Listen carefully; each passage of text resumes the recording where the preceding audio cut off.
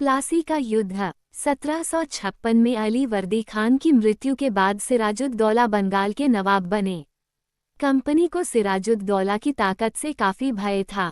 सिराजुद्दौला की जगह कंपनी एक ऐसा कठपुतली नवाब चाहती थी जो उसे व्यापारिक रियायतें और अन्य सुविधाएं आसानी से देने में आनाकानी न करे। कंपनी ने प्रयास किया कि सिराजुद्दौला के प्रतिद्वंद्वियों में से किसी को नवाब बना दिया जाए। कंपनी को कामयाबी नहीं मिली। जवाब में सिराजुद्दौला ने हुक्म दिया कि कंपनी उनके राज्य के राजनीतिक मामलों में टांग अड़ाना बंद कर दे, किलेबंदी रोके और बाकायदा राजस्व चुकाए। जब दोनों पक्ष पीछे हटने को तैयार नहीं हुए तो अपने 30,000 सिपाहियों के साथ नवाब ने कासिम बाजार में स्थित इंग्लिश फैक्ट्री पर हमला बोल दिया। नवाब की फौजों ने कंपनी के अफसरों को गिरफ्तार कर लिया, गोदाम पर ताला डाल दिया, अंग्रेजों के हथियार छीन लिए और अंग्रेज जहाजों को घेरे में ले लिया।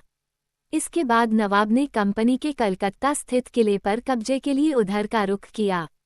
कलकत्ता के हाथ से निकल जाने की खबर सुनने पर मद्रास में तैनात कंपनी के अफसरों ने भी रॉबर्ट क्लाइव के नेतृत्व में सेनाओं को रवाना कर दिया। इस सेना को नौसैनिक बेड़े की मदद भी मिल रही थी। इसके बाद नवाब के साथ लंबे समय तक सौदेबाजी चली। आखिरकार 1757 में रॉबर्ट क्लाइव ने प्लासी के मैदान में सिराजुद्दौला के खिलाफ कंपनी की सेना का नेतृत्व किया।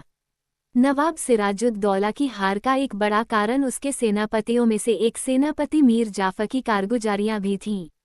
मीर जाफर की टुकड़ियों ने इस युद्ध में हिस्सा नहीं लिया। रॉबर्ट क्लाइव ने ये कहकर उसे अपने साथ मिला लिया था कि सिराजुद्दौला को हटाकर मीर जाफर को नवाब बना दिया जाएगा। प्लासी की जंग इसलिए महत्वपूर्ण मानी जाती है क्योंकि भारत में ये कंपनी की पहली बड़ी जीत थी।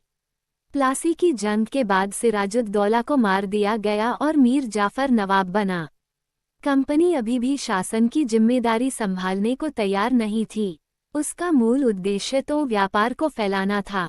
अगर यह काम स्थानीय शासकों की मदद से बिना लड़ाई लड़े ही किया जा सकता था तो किसी राज्य को सीधे अपने कब्जे में लेने की क्या जरूरत थी। जल्दी ही कंपनी को एहसास होने लगा कि यह रास्ता भी आसान नहीं है। कठपुतली नवाब भी हमेशा कंपनी के इशारों पर नहीं चलते थे। आखिरकार उन्हें भी तो अपनी प्रजा की नज़र में सम्मान और संप्रभुता का दिखावा करना पड़ता था। तो फिर कंपनी क्या करती? जब मीर जाफर ने कंपनी का विरोध किया तो कंपनी ने उसे हटाकर मीर कासिम को नवाब बना दिया।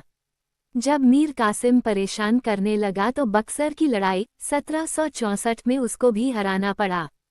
उसे बंगाल से बाहर कर दिया गया और मीर जाफर को दोबारा नवाब बनाया गया।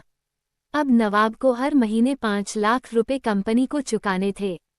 कंपनी अपने सैनिक खर्चों से निपटने, व्यापारिक जरूरतों तथा अन्य खर्चों को पूरा करने के लिए और पैसा चाहती थी। कंपनी और ज्यादा इलाके तथा और ज्यादा कमाई चाहती थी। 1765 में जब मीर जाफर की मृत्यु हुई तब तक कंपनी के इरादे बदल चुके थे। कठपुतली नवाबों के साथ अपने खराब अनुभवों को देखते हुए क्लाइव ने ऐलान किया कि अब हमें खुद ही नवाब बनना पड़ेगा।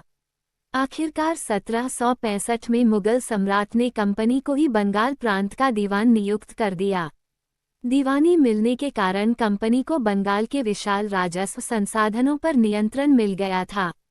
इस तरह कंपनी की एक पुरानी समस्या हल हो गई थी। 18वीं सदी की शुरुआत से ही भारत के साथ उसका व्यापार बढ़ता जा रहा था, लेकिन उसे भारत में ज़्यादातर चीज़ें ब्रिटेन से लाए गए सोने और चांदी के बदले में खरीदनी पड़ती थीं।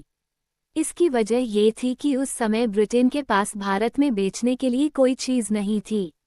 प्लासी की जंग के बाद ब्रिटेन से सोने की निकासी कम होने लगी और बंगाल की दीवानी मिलने के बाद तो ब्रिटेन से सोना लाने की जरूरत ही नहीं रही। अब भारत से होने वाली आमदनी के सहारे ही कंपनी अपने खर्च चला सकती थी। इस कमाई से कंपनी भारत में सूती और रेशमी कपड़ा खरीद सकती थी, अपनी फौजों को संभाल सकती थी और कलकत्ते में किलों और दफ्तरों के निर्माण की लागत उठा सकती थी।